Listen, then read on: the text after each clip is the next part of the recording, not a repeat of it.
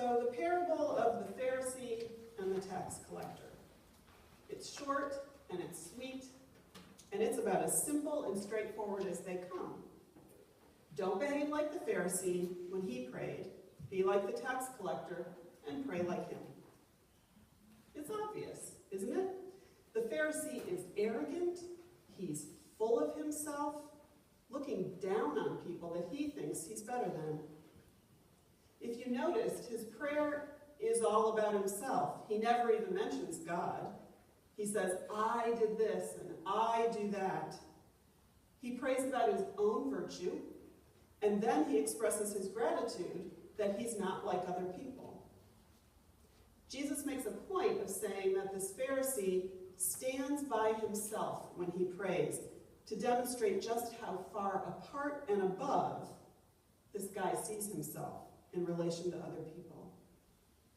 Apparently, he sees himself as so virtuous that he doesn't even feel the need for forgiveness, because nowhere in his prayer does he ask to be justified in the eyes of God.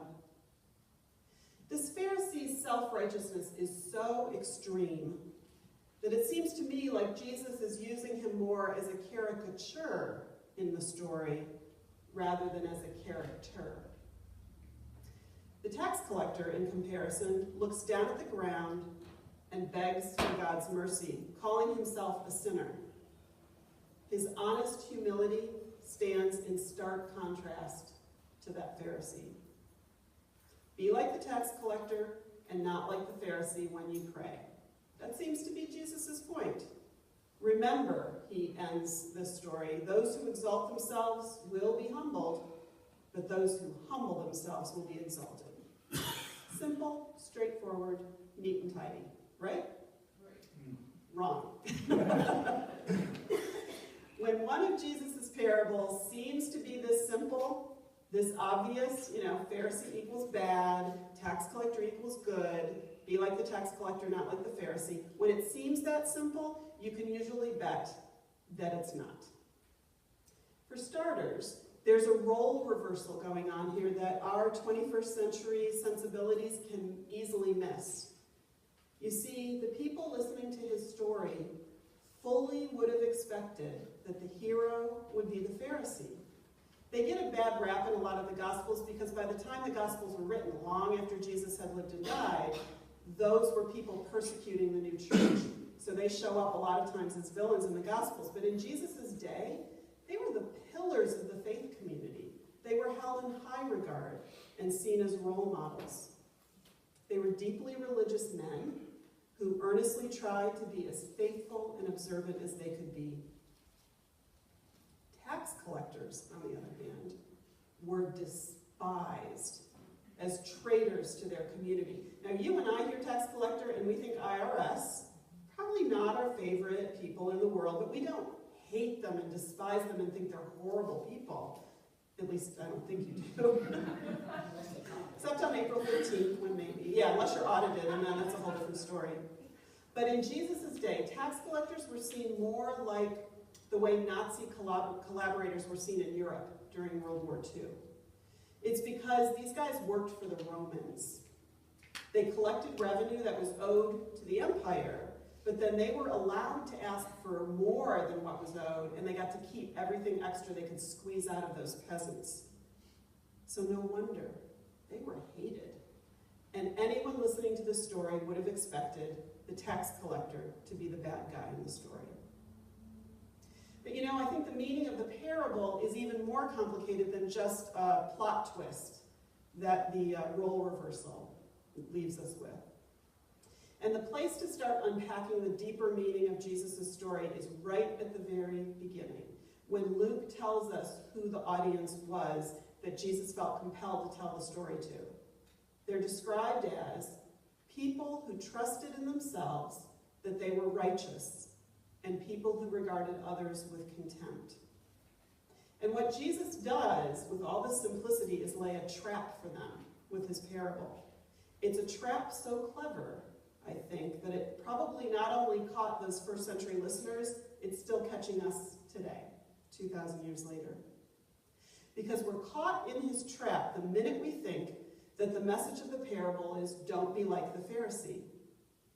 Because the moment we think, I don't want to be like that guy over there, we're guilty of precisely the thing that Jesus is condemning with his parable. We become like the Pharisee who makes the list of all the people he's glad he's not like. Now, this is a little bit of a puzzle. It's like one of those Escher paintings or drawings. I don't know if you've ever seen them. Like, there's one of two hands, each one drawing the other hand on a piece of paper. Or there's one of stairways where they seem to be going up and down, but they're all going to the same place. And you can stare at it, and it's a puzzle. But Jesus' parable that seems to be saying on its surface, don't be like that person, is actually saying, don't be like that person because he's a person who says don't be like that person. With this parable, he's warning us that as soon as we fall prey to that temptation, and it's a real human tendency to do, I think, to divide our fellow human beings into groups, whether it's between righteous people and sinners, or between self-righteous and humble, as soon as we start doing that, we're doomed. Because any time we draw a line between who's in and who's out, this parable tells us, guess where God will be? On the side with the people who are out.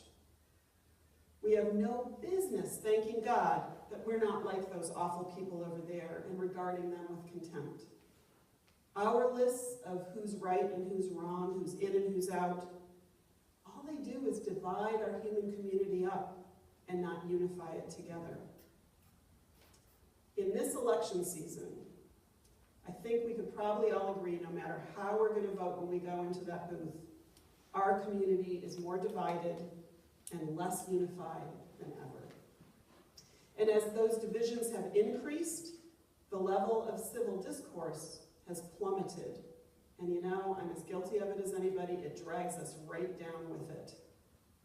We've become so callous, so angry, so unable to see each other. And it's into this divided and often vitriolic atmosphere that Luke's gospel steps, with those puzzling parables of Jesus that challenge us, find a better way. Find a better way.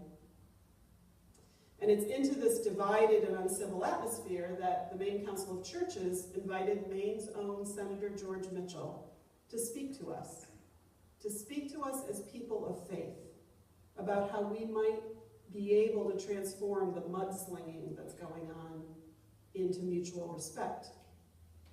So on this past Thursday, just a couple of days ago, nearly 200 people from all over Maine gathered in Waterville, which is Senator Mitchell's hometown, to pray together, to listen, and to seek that better way.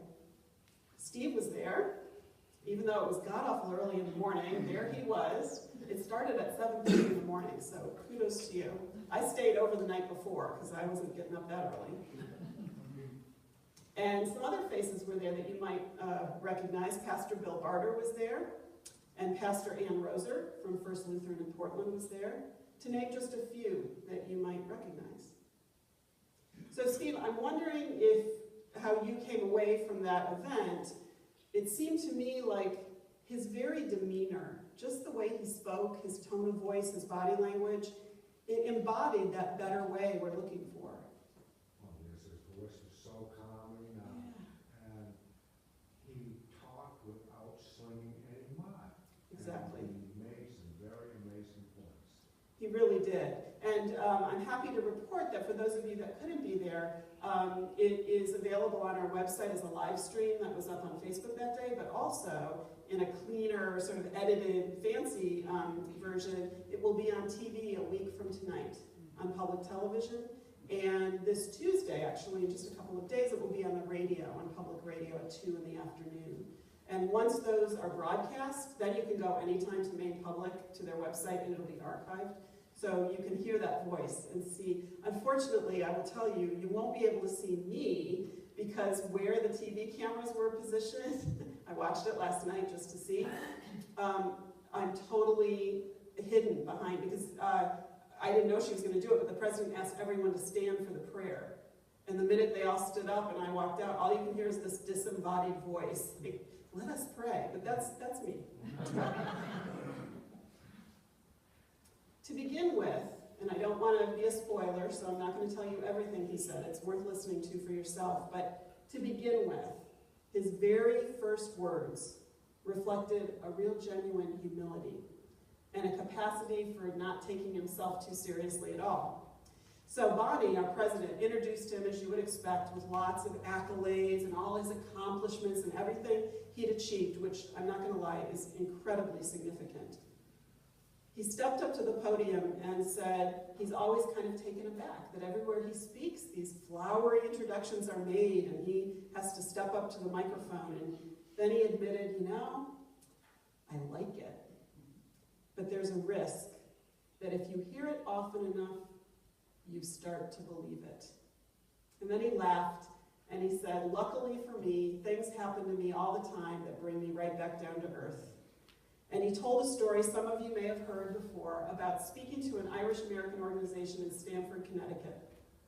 And this old woman comes up to him, says, I've driven for hours to get here. I think you're wonderful. And she told him all these things about himself that she loved and why she'd driven all that way to see him. And she said, I'm wondering if you would do me a favor and sign this picture of yourself. And he said, sure. And she unrolled it and held it up. And it was a picture of Henry Kissinger.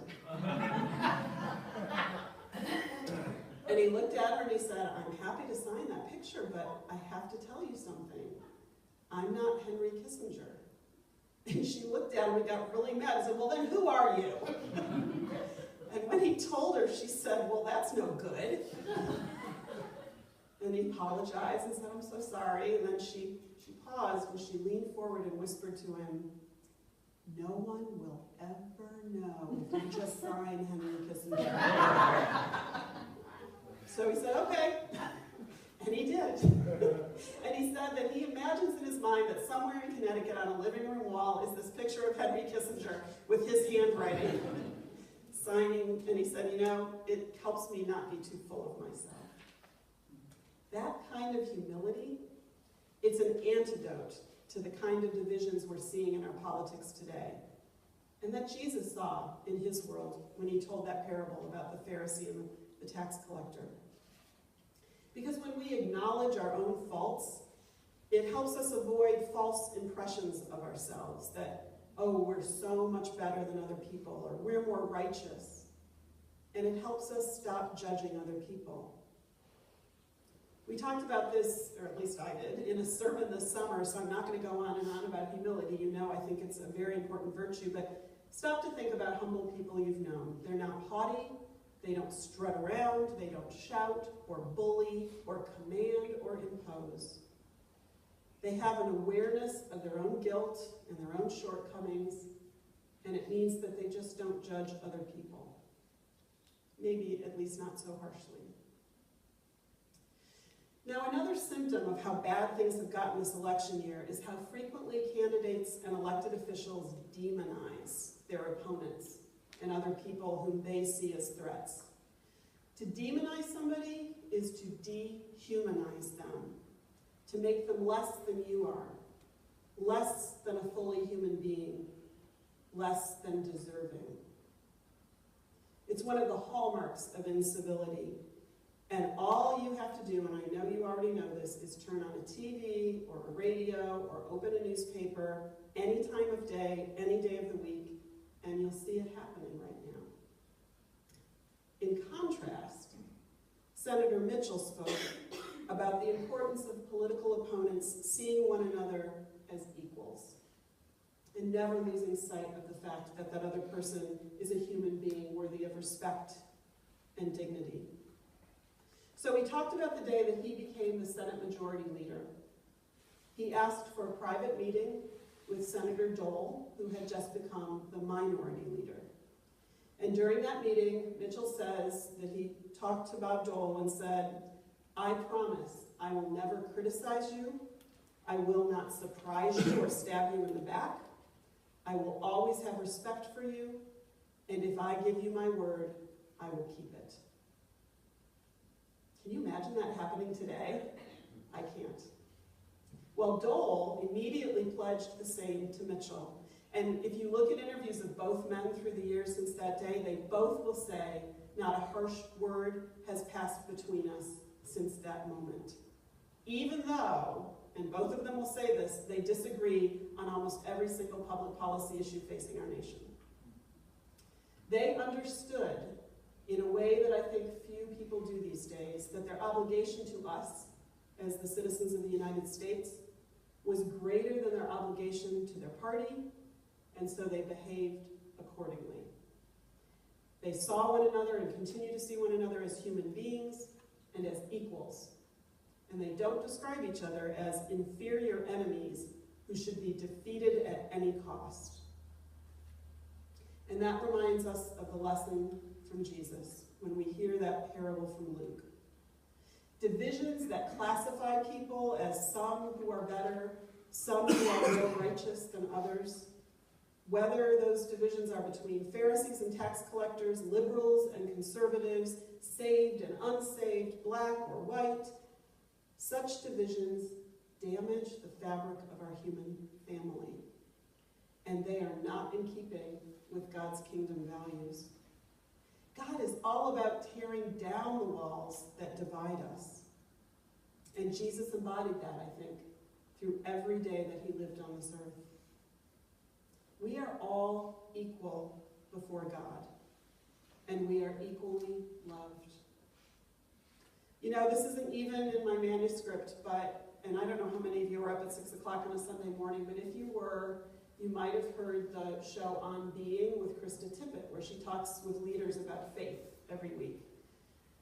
And I would highly recommend that you go to the website and listen to this interview. It's with E.J. Dionne and David Brooks, who are often put in, one's a columnist for the Post and one's a columnist for the New York Times, one's a conservative, one's a liberal, both men of deep faith. And they're often put in situations where they write op-eds on opposing sides of things, and they're often interviewed together. And it seems like they're the best of friends, even though they disagree about a lot of things.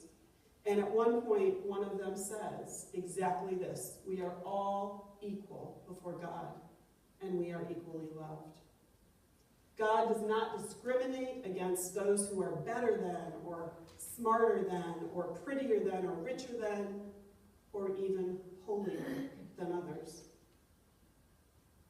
For us to think otherwise, I think misses the all-important fact of God's amazing grace. And once again, Peggy Eplin has knocked it out of the park. We never talked about this because she's away, and our next hymn is Amazing Grace. But to think that God is all about dividing people and ranking them and judging them misses that fact of God's amazing grace. Each of us, all of us, are justified not because we're virtuous, not because we work at the soup kitchen, not because we hand out money to the homeless on the street, not because we pray 3 times a day. We are justified because of God's grace. And that's a little preview of next week, which is Reformation Sunday. And Martin Luther is the poster child for understanding that God's grace is why we are accepted and loved, not because of anything we do or who we are. As people of faith, we are called to stand before God in prayer, just like the Pharisee and the tax collector did. But we're also called to forget.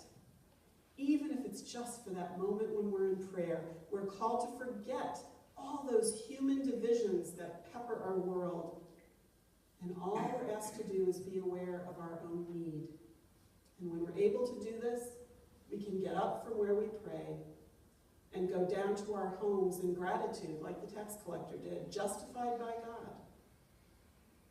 And when we've really experienced God's grace, and I know it doesn't happen every day, and I know it doesn't happen all the time, but there are those glimmering moments of awareness of God's grace, that God mercifully accepts us just as we are. That's when we can more easily recognize that other people are accepted and loved just like we are. And I think we can let go of our grasp on all those divisions, maybe just a little bit, that we've erected between us and whoever them is. So in the end, I think Luke's parable really isn't about Pharisees. It's It's not about the tax collector. It's about the audience. Those people who trusted them in themselves that they were righteous and who regarded others with contempt. In other words, it's about us. It's about our candidates. It's about our elected officials.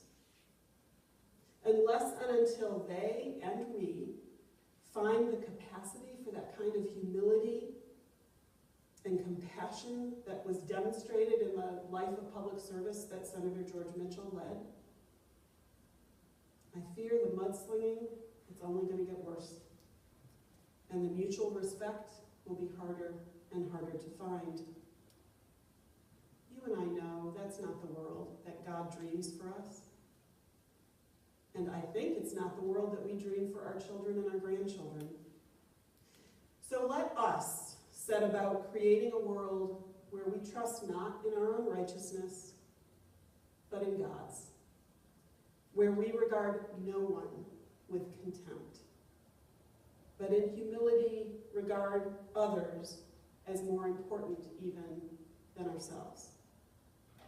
A world where, as Jesus said, those who exalt themselves will be humbled, and those who humble themselves, they'll be exalted. May it be so. Our hymn after the sermon is number 779, Amazing Grace.